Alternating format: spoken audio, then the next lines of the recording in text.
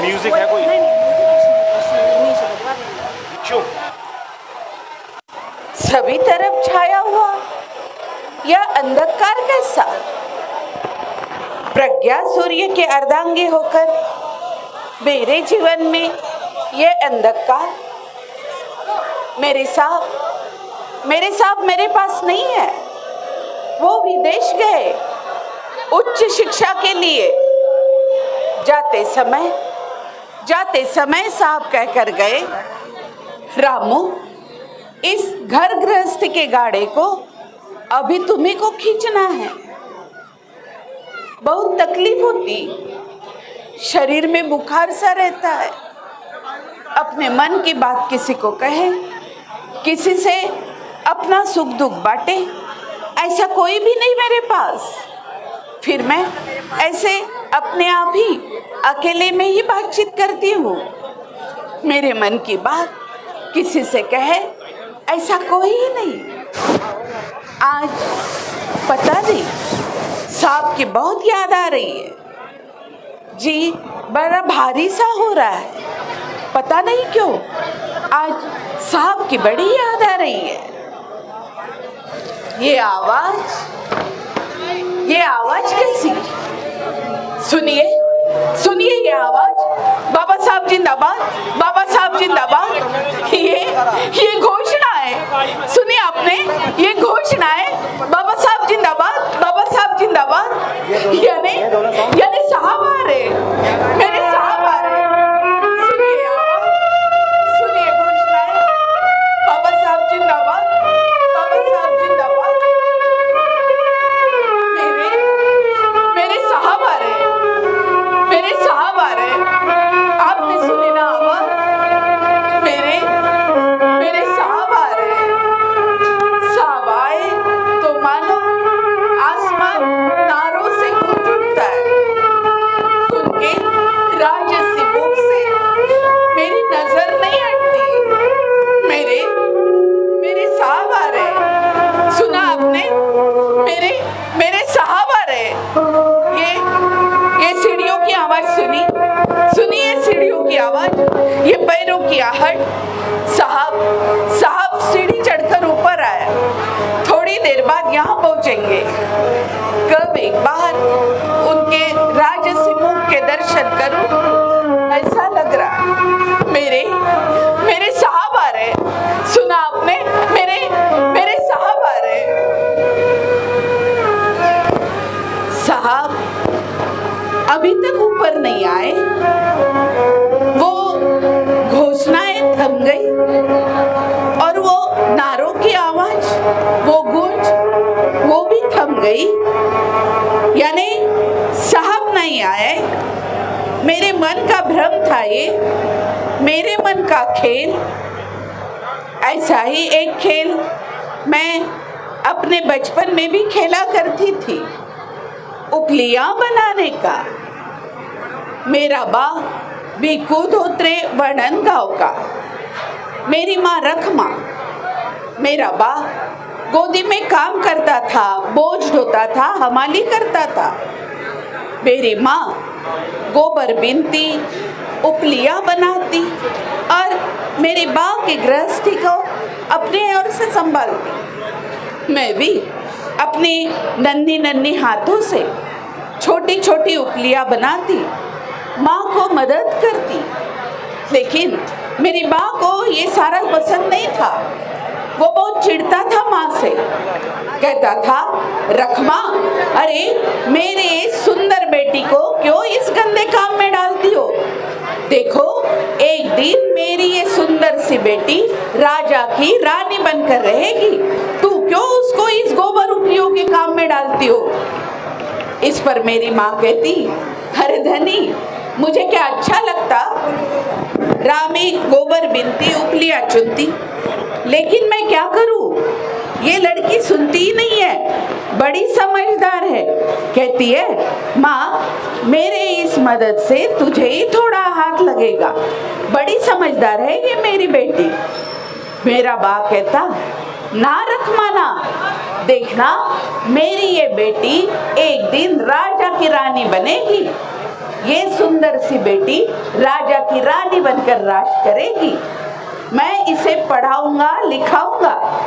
मेरी माँ कहती, धनी, अरे रामू लड़की जात, क्या करना है इसे पढ़कर लिख कर। देखो एक दिन ब्याह करके अपने घर चली जाएगी, गृहस्थी संभालेगी अपनी, क्या करेगी रामू पढ़ लिख कर। इस पर मेरा बाप कहता, ना रख माना। देखना उधर पुणे में वो फूले बाबा ने निकाली है स्कूल लड़कियों के लिए पढ़ने के लिए। देखना मेरी ये बेटी राजा की रानी बनकर रहेगी तो उसके पति की कुछ पत्री चिट्ठी आए तो उसे पढ़ना लिखना जानना चाहिए ना, इसलिए मैं रामू को पढ़ाऊंगा। मेरा बाप बहुत प्यार करता था मुझसे, बहुत चाट छिड़कता था मुझ पर। बा के उस हौसले से मुझे भी लगता मैं भी पढ़ूं लिखूं, लेकिन घर में मैं सबसे बड़ी। उसके बाद मेरी छोटी बहन गौरा उसका नाम, और फिर बड़ी मन्नतों से हुआ मेरा दादा शंकर के रूप में। धोत्री खानदान को कुलदीपक तो मिला, लेकिन मेरी माँ के जीवन का दीपक, मेरी माँ के जीवन का दीपक हमेशा के लिए बुझ गया। लगातार होने वाले प्रसव से उसकी तबीयत दिन ब दिन बिगड़ती गई। मंत्र तंत्र डॉक्टर वैद्य सब करके देखे, लेकिन कुछ हासिल नहीं हुआ। और फिर एक दिन मेरे इस झोली में दो नन्हे नन्हे भाई बहनों को डालकर मेरी माँ इस भरी दुनिया से बिछड़ गई। माँ के मरने के बाद उसकी गृहस्थी संभालने के लिए उसी ने सिखाया हुआ वही हुनर काम में आया, उपलियां बनाने का। मैं भी अपनी माँ की तरह इन नन्ही नन्ही हाथों से छोटी छोटी उपलियां बनाती और उन्हीं हाथों से आधा कच्चा आधा पक्का खाना बनाकर खिलाती थी उन नन्हे भाई बहनों को। माँ के मरने के बाद मेरे बाप की तबीयत भी दिन ब दिन बिगड़ती गई। और फिर एक दिन गोदी में बोझ ढोते ढोते हमाली करते करते मेरा बाप, मुझ पर बड़ी जान छिड़कने वाला मेरा बाप, हमाली करते करते मेरे ही पैरों पर खून की उल्टी करके मर गया। मेरे ही पैरों पर। मृत्यु यानी क्या, मरना क्या होता है, ये समझने के पहले ही दो नन्हे नन्हे भाई बहनों को मेरी झोली में डालकर मेरा बाप, मेरी माँ इस दुनिया में मुझे अकेला करके छोड़ गई, अनाथ करके छोड़ गई। बड़े दुख भरे दिन थे वो। माँ और बाप के मरने के बाद मेरा मामा आया बम्बई से। उसने फिर नहीं रखा हमें वर्णन में, वो लाया बम्बई। जब बम्बई आए तब 4 सुख के दिन नसीब हुए।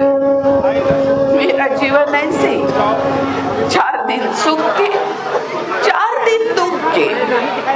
एक आंख में हंसी तो दूसरे आंख में आंसू।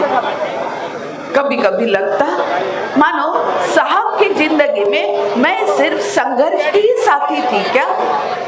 इसमें अभिमान नहीं है, वो अभिमान ही। बम्बई आए और थोड़े ही दिन में मेरे ब्याह के बाद घर में चल रही है। हमारी शादी हुई तब मैं थी 9 साल की और साहब ने हाल ही में मैट्रिक की परीक्षा दी थी। हमारा ब्याह हुआ बम्बई के भाईखला के बाजार में। शाम को मछुआरे जाने के बाद हमारा हुआ शुभ मंगल। सभी तरफ मछली की सड़ान थी, ओटे की बातें की गई थी, ऊपर से पानी की बरसात हो रही थी। और तभी धोत्रे की अम्बेडकर बनके जब मैं अम्बेडकर के यहाँ गई तो मामन जी ने मुझ पर एक बहुत बड़ी जिम्मेदारी डाली। मुझको एक तरफ बुलाकर उन्होंने कहा, बहू देखो, तुम्हारी वजह से भीमा के शिक्षण में खंड नहीं पड़ना चाहिए। आपकी वजह से भीमा की शिक्षा खंडित नहीं होनी चाहिए। मैंने मामन जी से कहा, मैंने कहा देखिए, मैं वचन देती हूँ मेरी वजह से साहब की शिक्षा कभी भी खंडित नहीं होगी। ये रमा आपको वचन दे रही है, जब तक रमा की जान में जान है साहब की शिक्षा खंडित नहीं होगी। मामन जी का आशीर्वाद लेकर हमारा भीमा रमा का गृहस्थी का संसार आगे बढ़ता गया। घर में खाने वाले मुंह ज्यादा, कमाई कम। साहब घर की सारी स्थिति जानते थे। उन्होंने निर्धार किया, बड़ौदा जाएंगे, नौकरी करेंगे, 4 पैसे कमाएंगे, घर गृहस्थी चलाएंगे। लेकिन मामन जी को ये सारी बातें पसंद नहीं थी। उन्हें नहीं लगता था कि अपने इस होशियार बच्चे ने 4 पैसों की नौकरी की वजह से गुलामी करके अपनी शिक्षा पर पानी फेरे। उनका अपने इस बेटे से बहुत अलग सपना पूरा करना था। लेकिन साहब भी बड़े हट करके निकल गए बड़ौदा। मैंने जैसे तैसे समझाया मामन जी, देखिए साहब नौकरी भी करेंगे और अपनी पढ़ाई भी जारी रखेंगे। नौकरी के साथ साथ साहब अपनी पढ़ाई पूरी कर सकते हैं, आप चिंता नहीं कीजिएगा। लेकिन मामन जी को मैं समझा नहीं पाई। दिन ब दिन मामन जी की तबीयत गिरती गई।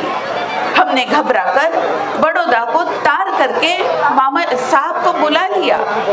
एक दिन मामन जी भगवान के नाम का जप लेते चले, जैसे साहब का नाम ले लेकर एक पल काट रहे थे। हम घबरा कर साहब को बड़ौदा से बुला लिया। लगा मानो जिस बेटे को अपनी आंखों से आखिरी बार देखने की चाह थी मामन जी को, उसी बेटे को आखिरी बार देखकर उनके सिर पर अपना आशीर्वाद भरा हाथ फेरकर मामन जी फिर से इस रमा को दोबारा इस दुनिया में अनाथ करके चले गए। फिर से दोबारा इस दुनिया में अनाथ करके चले गए, साहब जैसी बड़ी जिम्मेदारी उस पर डालकर। धूप छांव का रंग लेकर जिंदगी एक दिन आगे बढ़ रही थी। एक दिन साहब के गुरुजी आए, केलुस्कर गुरुजी आकर मुझे कहने लगे, सुन भाई सुनो, साहब को एक बड़ी अच्छी संधि मिल रही है, एक बड़ा अच्छा अवसर मिल रहा है। साहब को उच्च शिक्षा प्राप्त करने के लिए अमेरिका जाने के लिए शिष्यवृत्ति मिल रही है। ये बहुत अच्छा सुवर्ण क्षण है अपने जिंदगी में। ऐसा अवसर बार बार अपनी जिंदगी में नहीं आता बेटी। देखो जाने दो साहब को, पढ़ने दो, जाने दो उनको अमेरिका। गुरुजी ने बताया और मुझ पर मानो आसमान ही गिर गया। साहब हमें छोड़कर 7 समंदर पार जाएंगे उच्च शिक्षा के लिए, पढ़ाई करने। फिर घर में कमाएगा कौन, खाएंगे क्या, और ये गृहस्थी के गाड़े को आगे कैसे लेकर जाएंगे। लेकिन तभी मामन जी को दिए हुए वचन की याद आई और मैंने गुरुजी से कहा, गुरुजी जाने दीजिए साहब को अमेरिका, पढ़ने दीजिए, कितना पढ़ते हैं।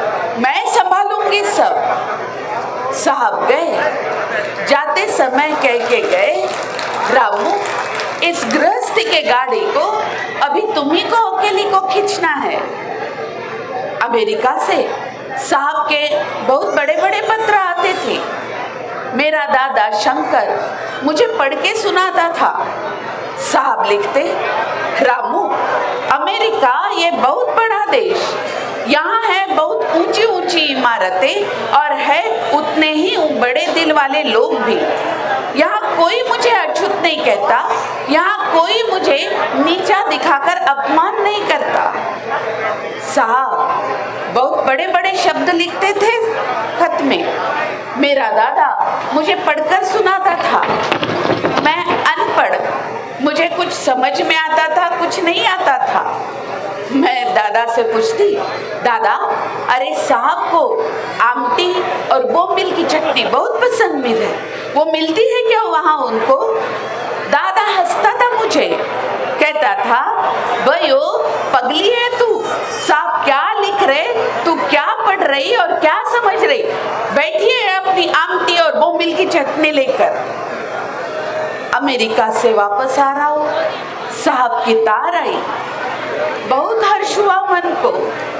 साहब 7 समंदर पार करके अमेरिका से उच्च शिक्षा प्राप्त करके अपने घर वापस आ रहे थे, बहुत बड़े बनकर, उच्च शिक्षित होकर।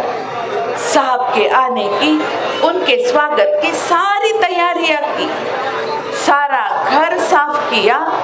साहब को जो जो चीजें पसंद थी वो बनाने के लिए दुकान से चीजें लाई और एक एक करके साहब आने की राह देख रहे थे।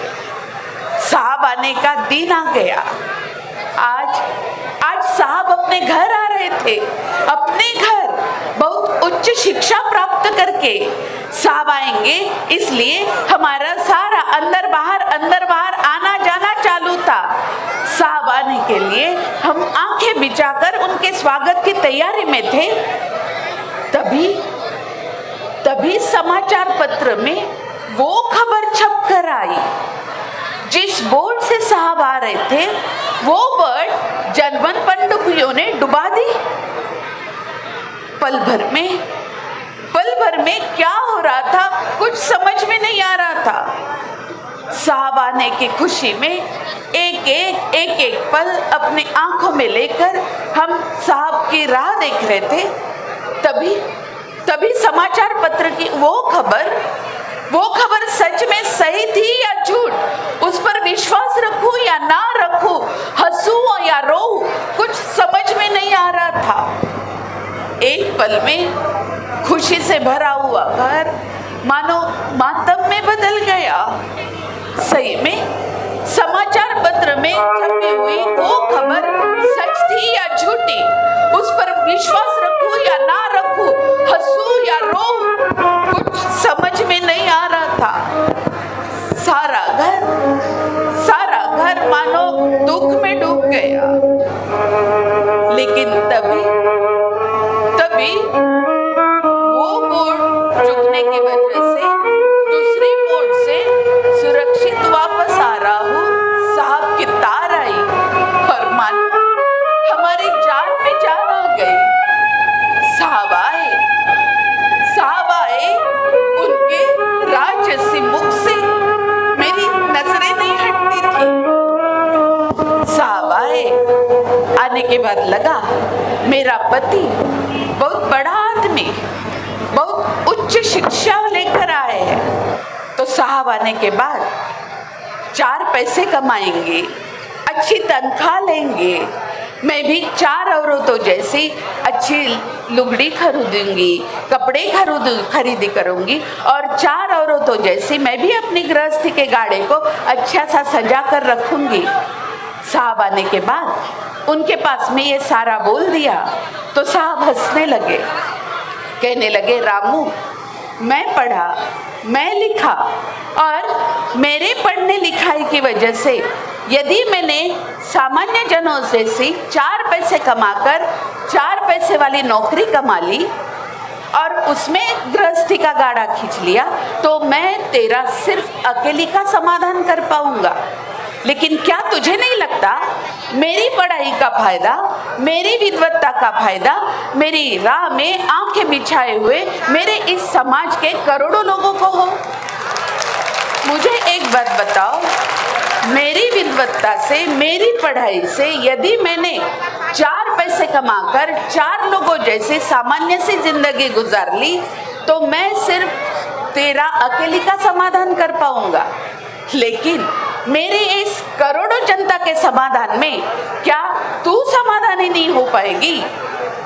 साहब बहुत बड़े बड़े शब्द बोलते थे, मैं अनपढ़, मेरे दिमाग में कुछ जाता था, कुछ समझ में आता था, कुछ नहीं समझ में आता था, लेकिन एक बात मेरे मन में पक्की समझ में आई। मैं वो बात थी, मेरे साहब 4 लोगों जैसे नहीं है, मेरे साहब आम जनता जैसे नहीं है। मेरे साहब के सपने, उनके आशाएं ये 4 लोगों से कई परे है। इसलिए साहब के हाँ में हाँ और ना में ना करके उनके सुख में सुख और दुख में दुख मनाना, यही ठान लिया इस अनपढ़ रमा ने। साहब एक एक करके शिक्षा का गढ़ चढ़ते गए और मैं घर गृहस्थ के गाड़े को आगे खींचती गई। घर गृहस्थ के गाड़े को खींचने के लिए मेरी माँ ने सिखाया हुआ वही हुनर काम में आया, उपलिया बनाने का। 4 औरतें जमा होती, चिढ़ाती, उपहास करती, कहती देखो इस औरत का पति अमेरिका गया है उच्च शिक्षा के लिए और ये औरत देखो ये उपलिया बनाती, गोबर बिनती, ऐसे हल्के काम करती। मैं कहती साहब का परिवार, उनका प्रपंच, यदि मैं गोबर बिनकर, उपलिया बनाकर यदि उनके गृहस्थी को आगे बढ़ा रही हूँ तो उसमें बुरा क्या कर रही हूँ? मामन जी का वचन ही निभा रही हूँ ना, साहब को दिया हुआ वचन ही निभा रही हूँ। गृहस्थी के गाड़े को आगे बढ़ाने के लिए सुबह तड़के उठकर ही मैं गोबर बिनती, उपलिया बनाती, 4 औरतों से उपहास से बचती, लेकिन बहुत तकलीफ होती थी, शरीर में बुखार रहता था, मुझसे काम नहीं होता था। मेरा दादा 5 मिनट बाती पीन वाइसर बेचता और उसी में प्रपंच चलता था। तभी घर में खाने के लिए कुछ नहीं था, बच्चों को दूध नहीं मिलता था, तो मेरी जेठानी लक्ष्मीबाई पानी में पानी में आटा मिलाकर बच्चों को दूध बनाकर पिलाती थी। चुरमुरे फुटाने पर दिन निकालने की बारी आई बच्चों पर, तभी मेरा बेटा, मेरा गंगाधर बहुत बीमार पड़ा। बच्चे की हालत देखी नहीं जा रही थी, मछली जैसा तड़प रहा था गंगाधर।